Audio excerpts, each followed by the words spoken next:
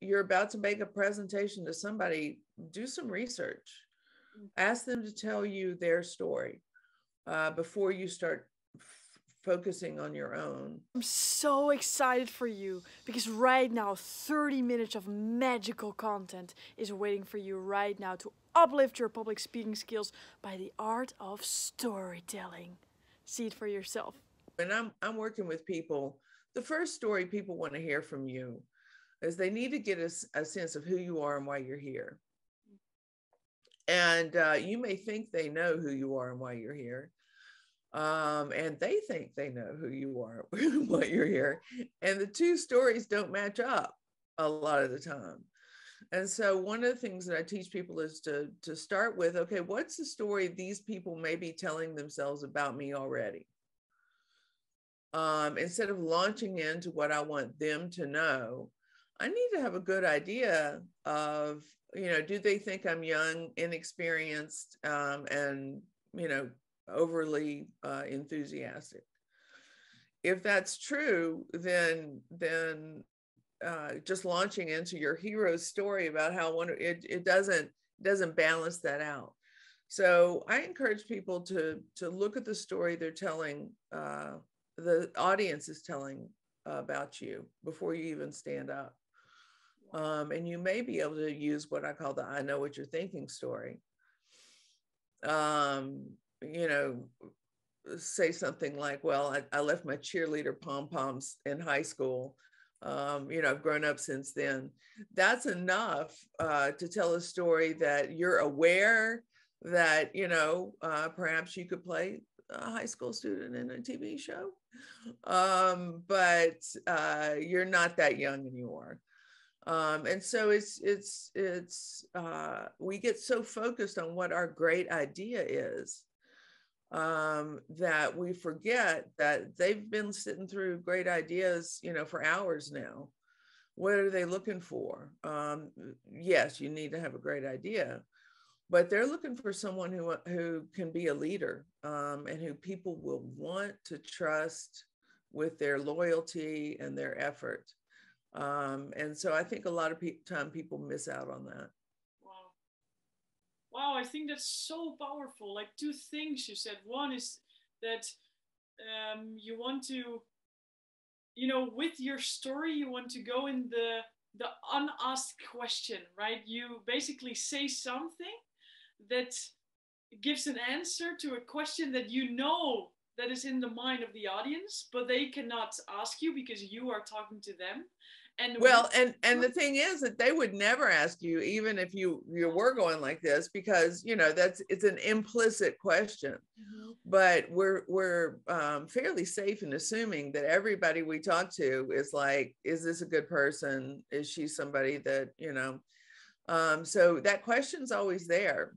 And then the other thing, I was coaching with a CEO, female data scientist yesterday. And she was sent to me because she has a soft voice. And so her mentor, my friend, thinks that, if she would speak up, that she would get more respect in the industry. And so she was raised in Uganda, in a situation where to speak up was to invite, criticism at the very least. Women were to be seen, not heard. And so it's interesting working with her because it's sometimes the story we tell ourselves about our audience. So she's still kind of walking around with this story that she's in, a masculine dominated environment, and she doesn't have any rights to speak or speak loudly. And so sometimes it's not really even the story that you're telling in your pitch. Sometimes I have to work with people on the story. What story are you telling yourself about the people you're about to pitch to? And if you tell your story about, all they care about is money, then you make sure your presentation is all about money. That's a little dry. You know, there's no meaning in there. And I would say that most of the time your audiences are craving meaning as well as a good investment. Wow. Wow, I hope people are taking notes right now, because this is like a golden nugget. It's like, what story are you processing in your own mind that is what you want to share instead of what other people want to hear, right? It's like the contrast. And what I always like to say is like, what happens, what you think is not per se what the audience thinks, right? Right. It's not if you feel, and it can be about content, but it can also be about performers or the way you stand there, or like, oh, I talk very fast, or my pace is perfect. And then if you ask the audience, sometimes they have a complete different approach, and you are more critical on yourself. Or for some people, they feel they're quite comfortable and doing awesome. And then when you hear feedback, what I got in the beginning was that I walk so much out of my energy that it's like distracting for people. Mm-hmm. And the story that happened that runs through your own mind is not per se the story that lives inside of the people that you're talking to. And that's what you were saying, which I think is something that the people listening to this should really write down, because it's really, really important. It's like, how can you help the other person best, right? Right. And so that's from my experience, because when I first started doing keynotes 20, 30 years ago, I would be scared to death. You know, there's 3,000 people out there. I'm gonna go out. I'm gonna talk for 30 minutes, and that's, you know, it just, I was so scared, and I'd get nauseous, and so I would, and I'm not terribly Christian or religious or anything like that, but I would pray to be of service. And all of a sudden I would calm down, because I had taken the focus off of me and put it on the audience. Like, how can I best serve these people? Yeah. And it always calmed me down. And I think helped because there's a story going on in your mind the whole time you're speaking. And is that story, God, I hope I don't screw up? Or is that story, you know, I'm going to forget what I'm going to say, or is that story, how can I be of service to these people here? And that worked for me. Wow. It made me much less nervous. Yeah, it's a great, great, great tip. It's not about you, it's about them. And like, if you shift your focus, right, because what you focus on is what you see. Like, the situation for everyone in this world can be the same, as in we can see the same things, right? But everybody experiences in a different way. And if we focus on what we can do wrong, or what like the stuff that you told about before, like our hero's journey, how cool we look, how beautiful our hair is, and how much we stand in the spotlight. Or if you shift your focus and really focus on the content that you're sharing for other people and how much you can help them, then indeed, like, nerves can just vanish, because it's not about you being cool, it's about you being helpful to others, right? Yeah. It's beautiful. And the helper, you know, even in the hero story, people who have codified this hero story, and I'm not trashing it in every situation, but the lawyers that I've worked with, they have absolutely embraced the idea that the hero of their story is their audience. Wow. And that they are the mentor. Mm-hmm. So you know, you have the Merlin character come in, and he's guiding the hero. And that's for a court of law. That's a pretty good frame, because it, like you said, it changes what you focus on. And treating a jury like they're the heroes is appropriate, because they're in a situation where there's going to have to be a right and a wrong. So it doesn't behoove you to come up with the stories that show both sides are right, which is one of the problems with the adversarial system. But in that context, if there is going to have to be, you know, a line drawn, treating your audience like the hero causes you, well, I can only speak for myself, it causes me to think about everything I do. And last time we talked, I mentioned the you know, the story starts well before you stand up there.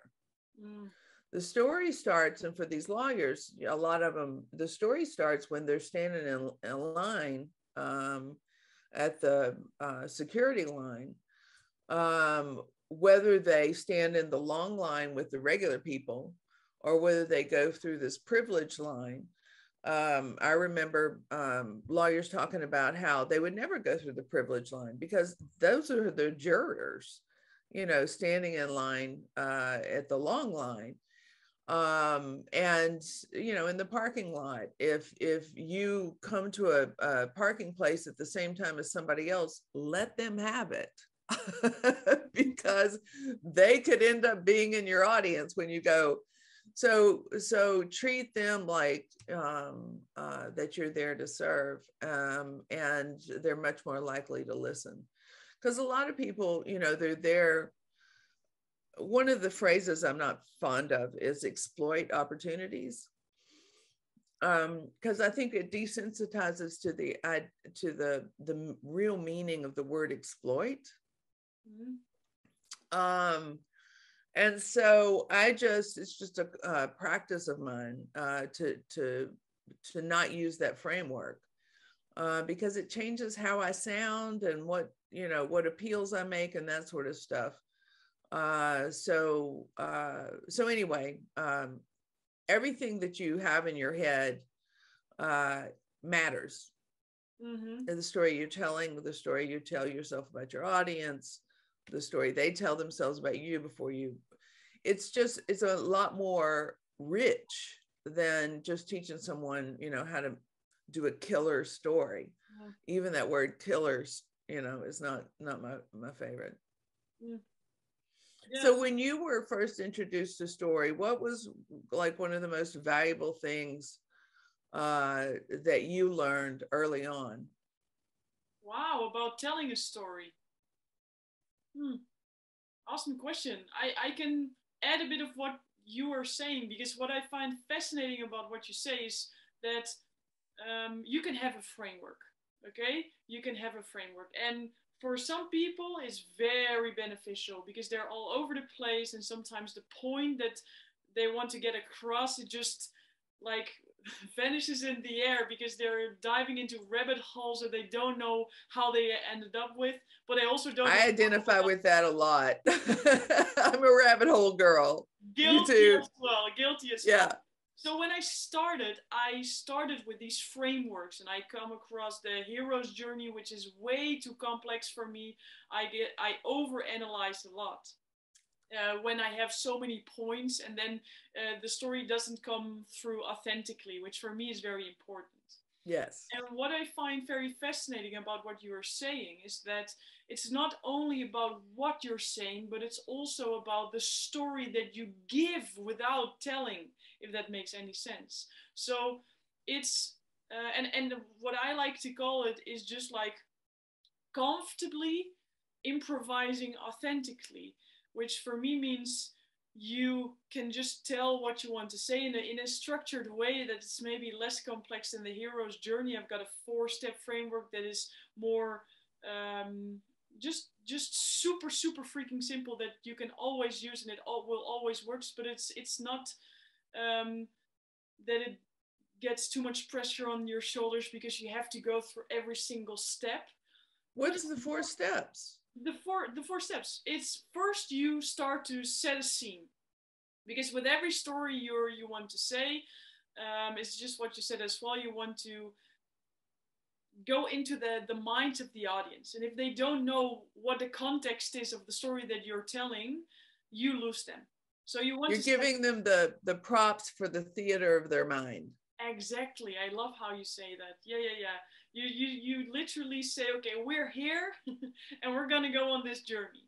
Then you go on the journey. And the journey can be very easy. But if you only tell the easy steps, people cannot really resonate with it because people don't resonate like just what you said, not with the hero in the journey. They they resonate with the struggles. They resonate with the problems, with the pain points, the doubts, all the thoughts that go into the mind of you in the story. That's what people resonate with. So the second step is the problem, is the friction. And then the third step, which is a nice transition towards what can you do, is the solution. It's like what changed, or what did you solve to overcome that struggle, that pain point, that problem. And then the fourth step, and you can call it whatever, I call it the call to action, because a nice story or a nice presentation is never really impactful if it's only inspiring. Because for me, inspiring is just a word that you think, that was interesting. There's no traction. There's no traction. There's no action. There's not something that people actually do in order to change. And I can support you on that. When I was working for J. Walter Thompson, we worked in direct mail, and so we were the ones writing the letters back when people read those to get people to go for test drives for cars. And the copywriter trained me how to write for a call to action, because it doesn't matter what you say in the letter. If somebody doesn't go for a test drive, then it was a failed experiment. And all of my books, pardon me, I've had people say, why do you write like that? You know, it's so conversational. And that's why. For that very reason is that the call to action, you actually have to develop a relationship with your reader. And that's one of the things that I focus when I teach storytelling. Is storytelling is a co-creation. Mm-hmm. And so if you create it in your imagination, and there's not a duplicate sensory, see, hear, smell, taste, touch, experience going on in the imagination of your listeners, then you didn't co-create it.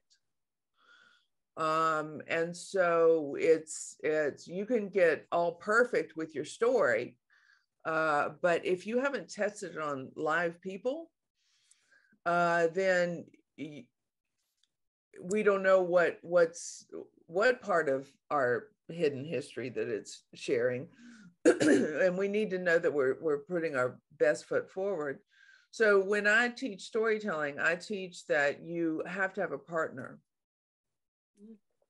as you're co-creating your story. And that comes from my mentor, Doug Lippman, who taught me everything I know about storytelling. He was an original teller at the National Storytelling Festival in the US. And comes from a Jewish tradition, which is very much about using stories to teach, midrash stories. And so he taught me that you don't do it alone. And so one of the things that I'll do if I'm about to go speak to a group, I always ask to speak at least to 3 or 4 people who are going to be in the audience. It doesn't matter if there's 5,000 people. If I speak to 3 or 4 people who are going to be in the audience, I can guarantee you I will learn something that helps me tailor what I have to say to the audience in a way that illustrates I did my homework. So to a certain extent, the depth of your story and its accessibility is testament to your ability to do research. And respond quickly. So there's all aspects of your story that and that call to action is definitely something I was trained to think of from the very beginning. Yeah, that's great, and that is what it's all about. Because the question you asked me before is like, what is like one thing that I discovered in the beginning, right? And then And this all adds up to that answer. So it's a very elaborate answer, including your own addition. It's really interesting that you can use a framework, and a framework can help and can stabilize and be the foundation of you feeling trust and that what you're doing is making sense. Because without a framework, sometimes it gets fluffy in the air. But if you can hold the structure and make it your own, research the people, just like you said, do it authentically, paint the picture, bring people on the journey, use the senses, let other people be the hero in that journey, and then end up with a call to action, one that not only inspires but activates your audience to take at least one thing, like call one person, or eat a bit more of this, or schedule a call with that person, like one specific action that someone took because you were talking. I mean, that's mind-blowing. And that's what I found out, is that if you can combine your authentic enthusiasm together with the structure as a baseline, that's where magic can really happen. Yeah. And magic, actually, now that you say magic, so the Story Factor is out in a 3rd edition, and the last edition I added two chapters. I just forgot what I was saying. Tell me what the word you use. Magic. Okay. Yeah. So people are familiar with Harry Potter, magic school, but Harry Potter isn't the first storytelling that surrounds a magic school. Ursula Le Guin wrote about it in Tales of Earthsea. And so one of the interesting things is I ask people to think about storytelling as magic. It truly is. This ability to co-create in somebody else's, it's the original virtual reality, and it's free. It says you can't have it. Well, I suppose you can have a tech mess up, but the learning magic comes with a set of responsibilities. And so learning that, you can do magic and you can end up activating dark forces without understanding it. So I think a lot of the political rhetoric, the storytelling that's going on in the US right now,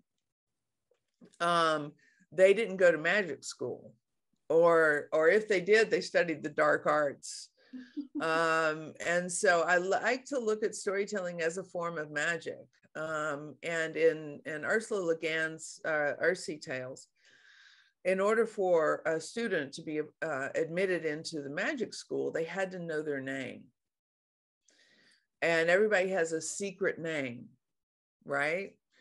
And so there's a certain level of experiential experimentation and having struggled and having been tested that goes on before you learn your true name.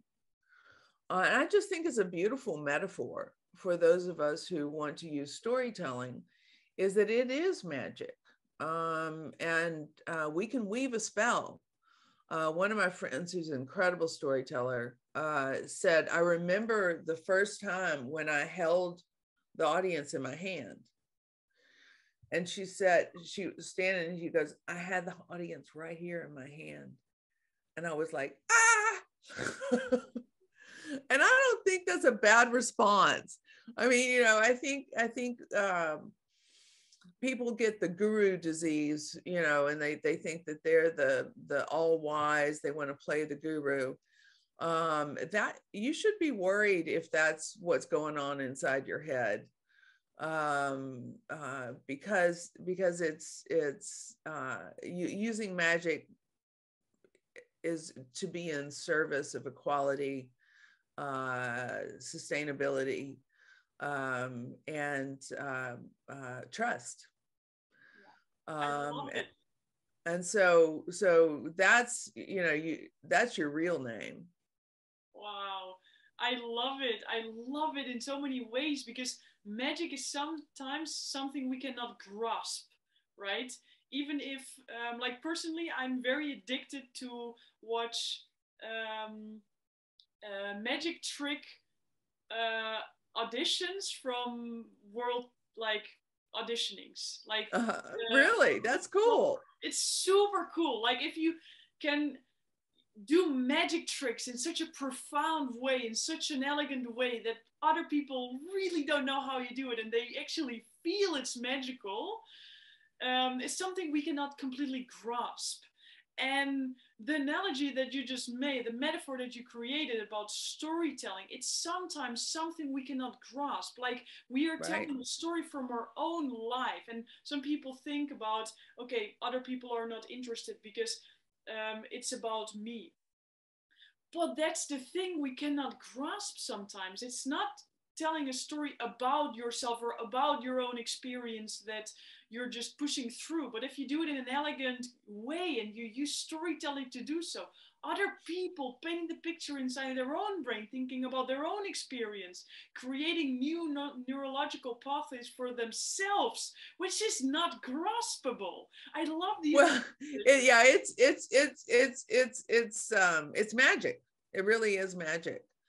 And I do want to say that one of the things that I've learned is that my own experiences, and that's why I teach people to look for a significant emotional experience as the format of what they call a story.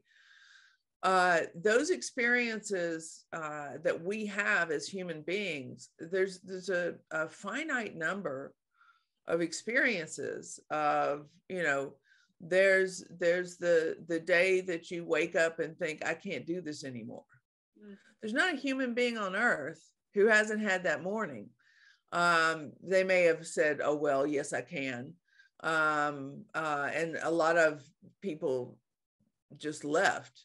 But no matter which way you tell the story of that universal experience, people can identify with it. And so you're not the material in their imagination. You can guarantee that there will be material on these universal experiences. A failure. There's not a human being you will speak to that hasn't had, a very disappointing failure. Having been forgiven.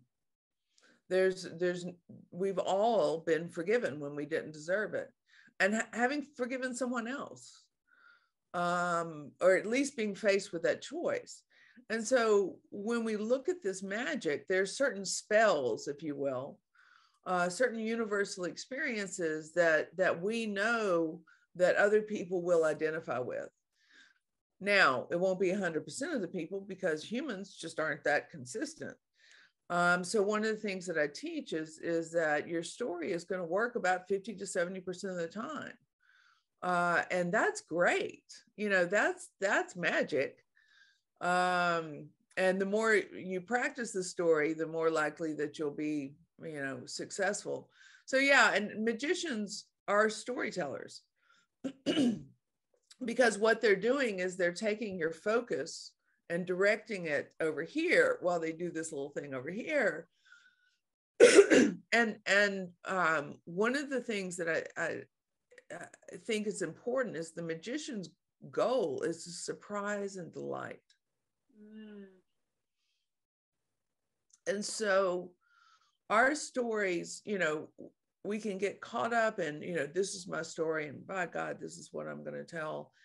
But that would be maybe therapy for you, telling your story, getting it all nailed down, making sure it's not fuzzy, that sort of stuff. To a certain extent, you're still doing that story for yourself. But when we craft a story for someone else, it's a magic trick. We're doing this to surprise and delight them. Wow. And so with that framework, I find that my imagination is much more generous with me when I try to think of, what to say next. That's amazing. It is a magical situation. And just to make it more magical, so for the people who are listening, and to make sure that they don't have to block their whole calendar to listen to all this golden nuggets. Is there like one like practical tip that you have?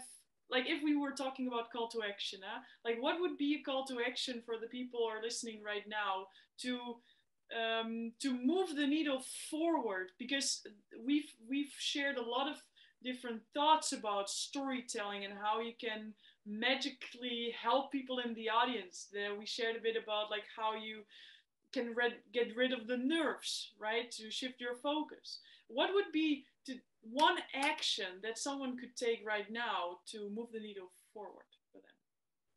Well, it depends on where they want to move towards. So I will proactively create a goal. So my goal with storytelling is to teach people how to create collaborative solutions, how to be more open. And I would say you're about to make a presentation to somebody, do some research. Ask them to tell you their story before you start focusing on your own. Understand the story of the person you want to communicate with, even if it's a spouse. You know, I've been writing about male and female narratives, and women are asking me to come up with a PowerPoint for their spouse, you know, to just like, okay, so you have a single story. Women have several stories that we're working to combine. And when you do your research, initially it may befuddle you, but it always makes you more effective, and makes your story more complex and more meaningful.